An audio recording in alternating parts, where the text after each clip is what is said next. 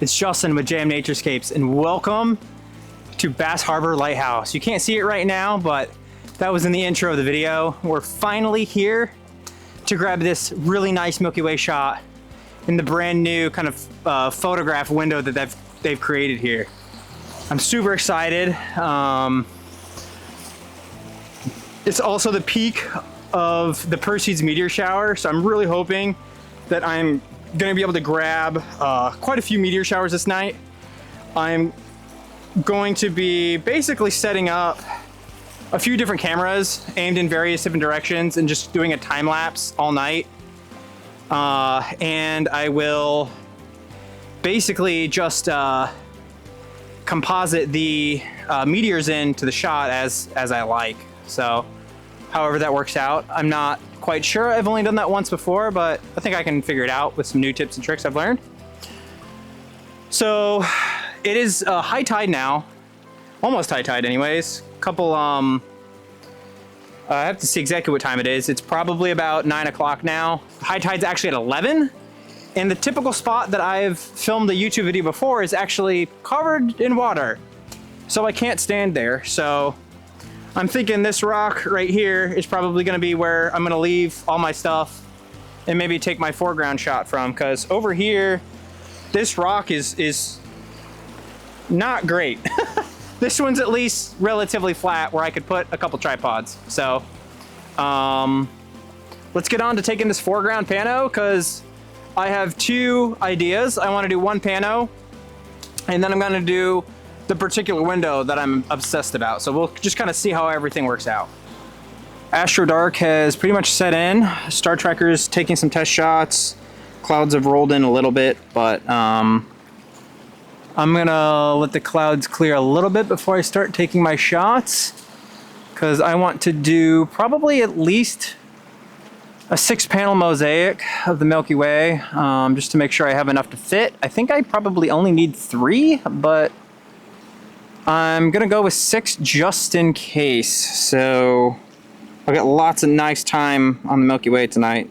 Now I just need to get the other cameras set up to capture the meteors. Go grab some bug spray.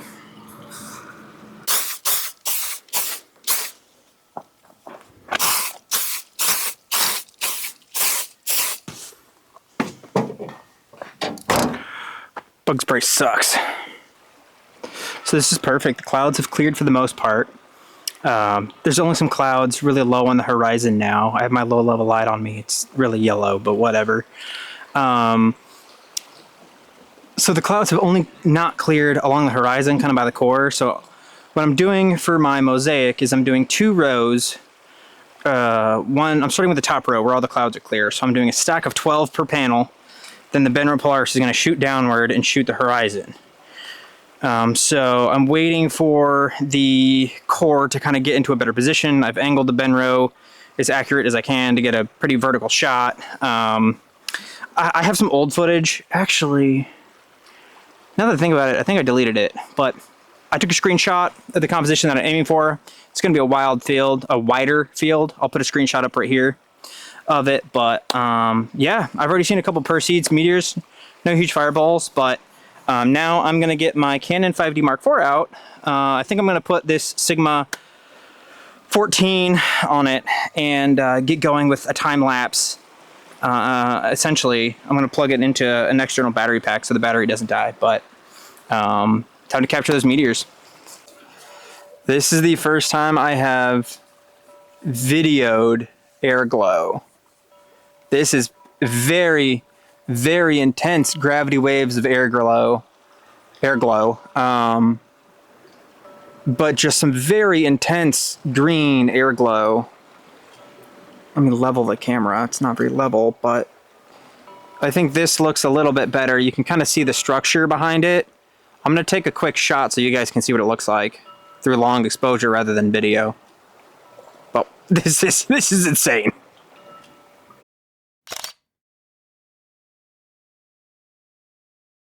The time lapse is now set up. We're good to go. Canon 5D Mark IV is running. I decided to use the Rokinon lens that I have, even though it's not great in terms of like star quality.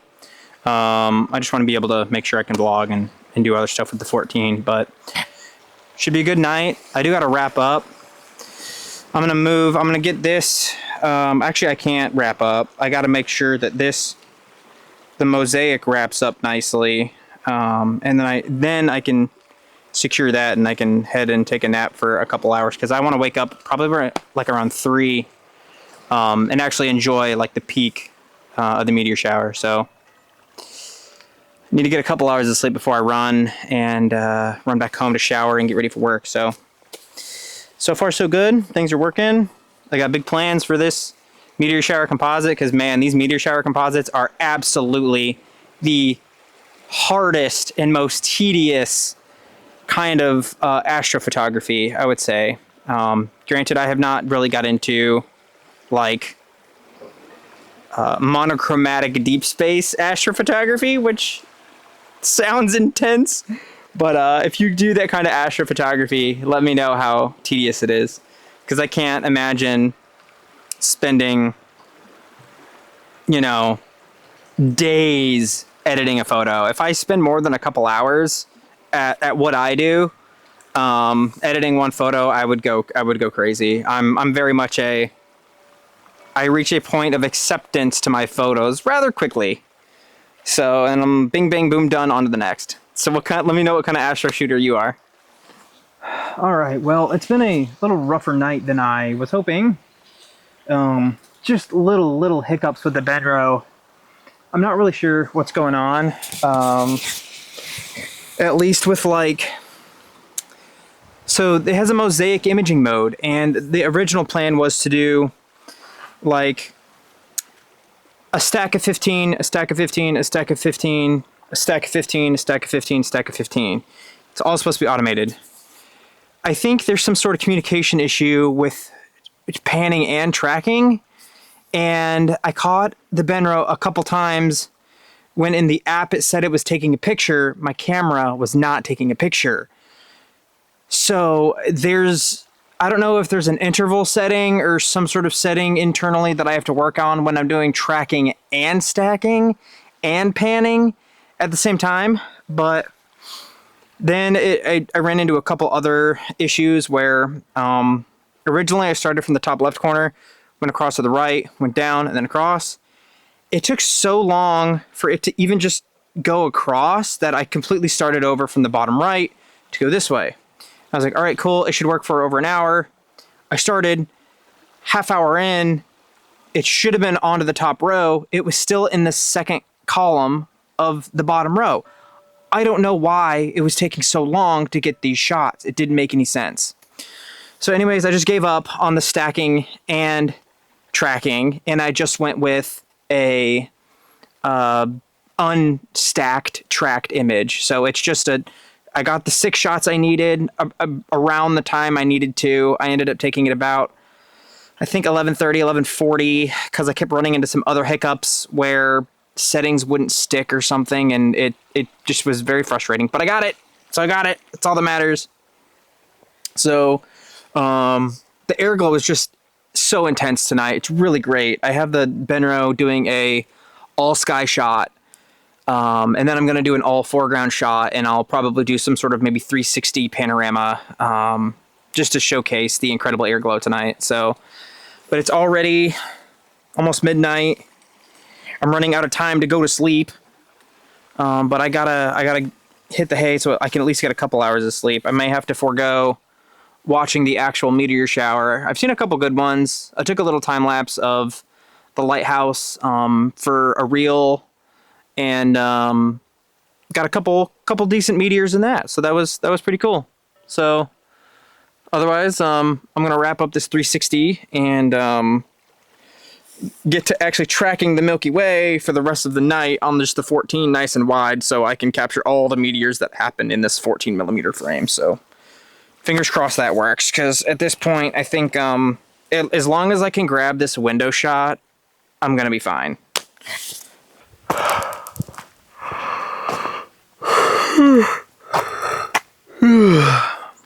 I'll tell you what, tonight was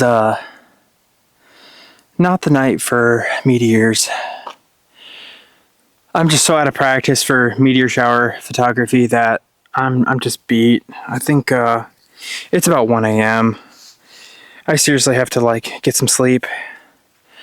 I'm only gonna get like 3 hours tops, so gotta get some sleep. I'm just gonna go find somewhere to crash, and I think I just might leave my camera pointed straight up, and whatever meteors I do catch, I might composite them in, because the Milky Way's kind of set off to the side now, and the lens I was using for the time lapse, that Rokinon lens is just so bad, and like I got a couple meteors. I got one really good meteor, except it's in the portion of the lens where the stars are so bad. I mean, I'll probably still use it and layer in the meteor, but it's just so bad. I'll pop up a screenshot here because I got to put the 14 Sigma on because it's just so much sharper. It's so much better.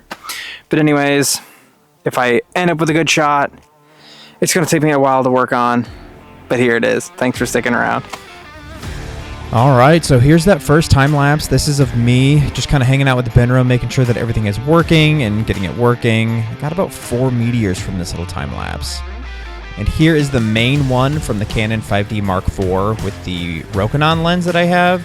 You can see that the top edge is kind of where the stars are bad, and man, that Airglow all night was just absolutely insane. I got quite a few meteors from that previous time lapse. I think it was about 10. And here's the time lapse from when I went to sleep. It was about another 3 hours or so, maybe 3.5. And I got another about 5 decent ones from this one. And I did one more time lapse about 2 days later, and this was a local time lapse to my house, but this was 5 hours. This is actually in double speed. And here is that insane 360 degree shot that I did. This is an all sky shot.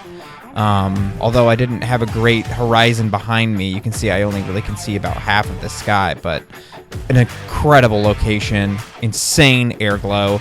This is that mosaic. So this was a 3x3 image, 2 rows, and I really wanted to get the colors of the Airglow in this version. But in the final version, I wanted to keep things a little bit more cohesive. The Airglow was too overpowering for me, and I think that this is a good balance of the colors for the red light of the twilight foreground with the lighthouse and the insane Airglow, and the Milky Way with the meteors. And I mean, I love this shot. I mean, this was a little tricky to put together because of the meteors and the compositing. But I didn't use all the meteors that I captured. I just kind of tried to use the best ones and with varied length, and used creative freedom to kind of place them wherever I wanted. But thanks so much. Hope you enjoyed the video, and thanks for watching.